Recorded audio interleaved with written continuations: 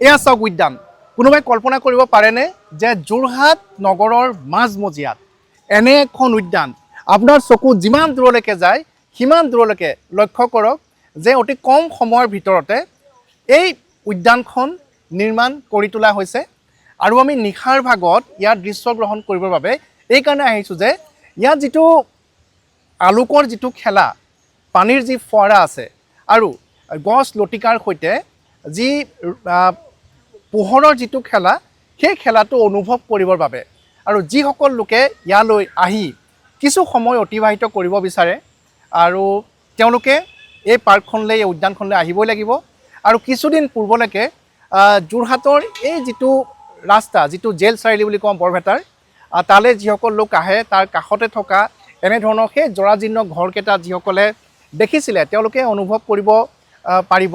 যে কিমান সুন্দৰকৈ এই উদ্যানখন নিৰ্মাণ কৰা হৈছে আৰু এটা অতি বৃহৎ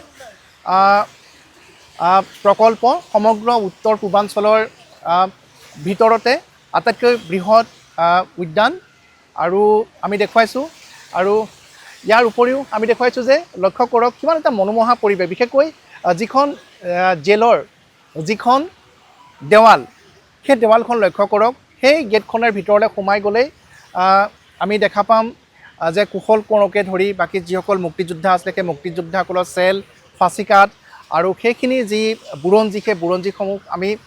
জানিব পাৰিম আৰু ৰেপ্লিকাৰ জৰিয়তে সেইখিনি যিধৰণে খোদিত কৰা হৈছে এনেধৰণে আমি জানিব পাৰিম